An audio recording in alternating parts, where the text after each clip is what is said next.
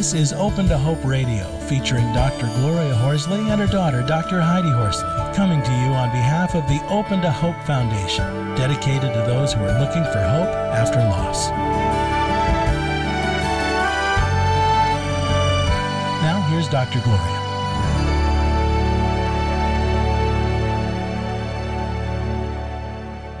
Welcome to the Open to Hope Show. I'm your host, Dr. Gloria Horsley, with my co-host, Dr. Heidi Horsley.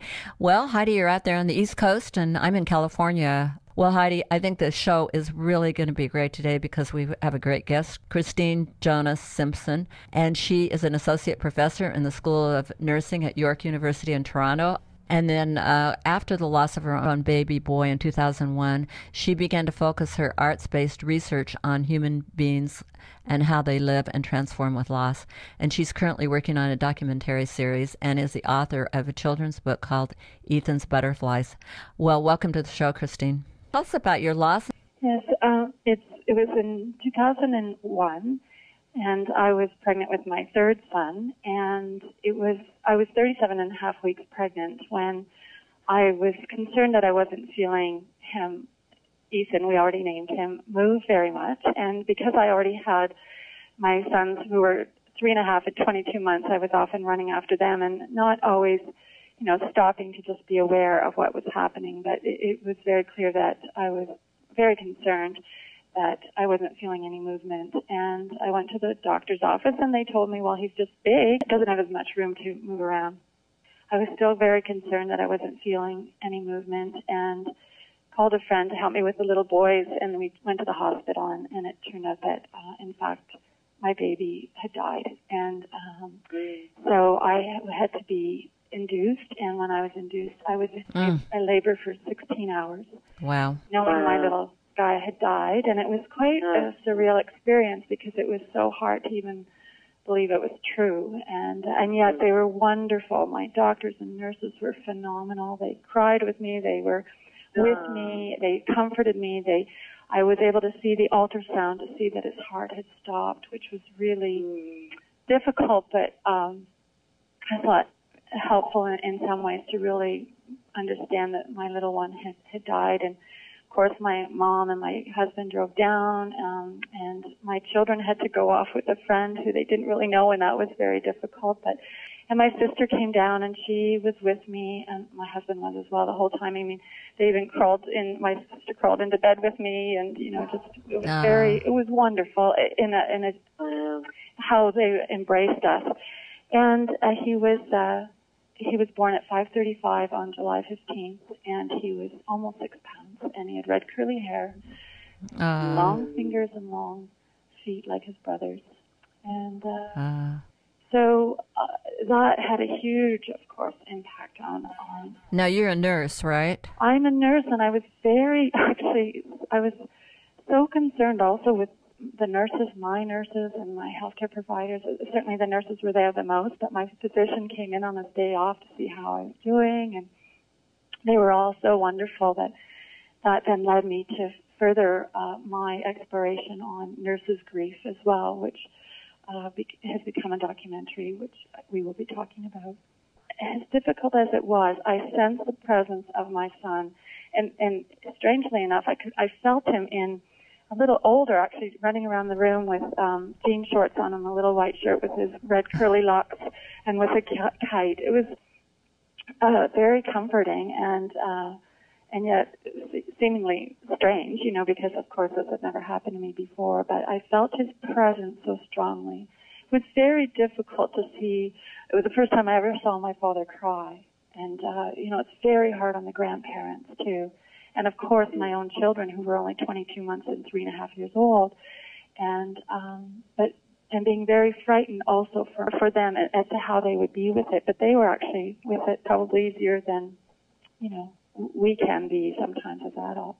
Sometimes it can be so difficult because, as Ken Doga talks about the disenfranchised grief, where sometimes when there's losses that aren't always acknowledged, that you feel that your grief is disenfranchised. I was very, very fortunate. We had many, many people acknowledge, and we continue to have many people acknowledge Ethan's life, or Ethan in our lives, who he is very much a part of our even day-to-day life. And so we had a funeral for him, and I work volunteer for Bereaved Families of Ontario, Toronto, and many parents ask me, how do you continue to honor your child year after year after year, because it's 11 years now. And right now I lit a candle as we're speaking here.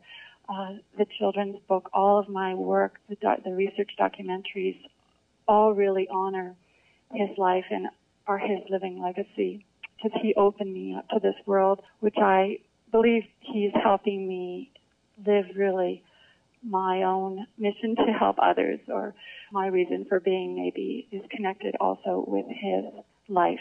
And so we're very, very fortunate to have so many people acknowledge. I have a family ring with his stone and my other two sons' stone, and then so we find different ways to keep him very present in our lives. I love this, Christine, and I love that people acknowledge you in the community, because so often I don't hear that, and I hear that it's minimized, or people say things like, well, at least you already have two small boys. And I'm wondering if you did anything to facilitate that, because we're always saying that we have to teach people to be good grief support. Well, I remember being at a session once, because it's not that I didn't have people say those things to me at times, or I heard of them. Many, many parents talk about those comments, and they're in the one film that I did with the mothers called Enduring Love, Transforming Loss, and they talk about that, because you'll have some connections that get stronger and others that will break, because I think there's a lot of fear that people have. What do I say? I don't want to make it worse, so I'd rather avoid the person. I was at a session once, and the person said, tell people what you need as a griever, and I found that helpful. So I put it out there. I said, July 15th is coming up, and I've just sent out an email to a few people. Please think of us. It's almost putting it out there and helping other people know how to help you, because sometimes, certainly early on, I didn't even know. I was 1 minute to the next, I was changing what would be helpful.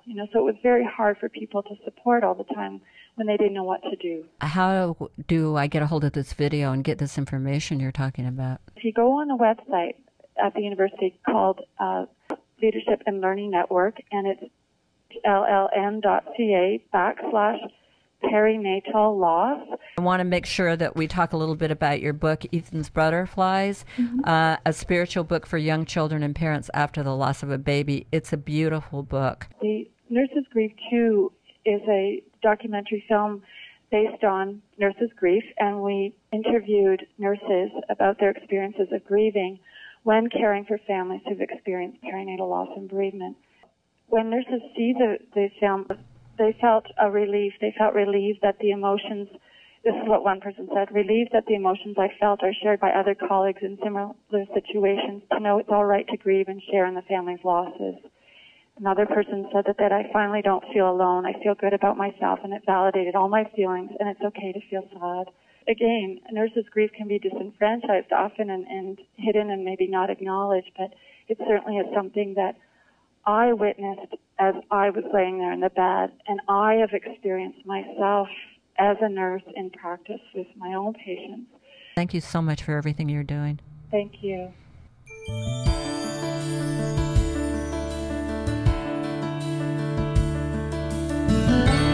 You've been listening to Open to Hope Radio, hosted by Drs. Gloria and Heidi Horsley.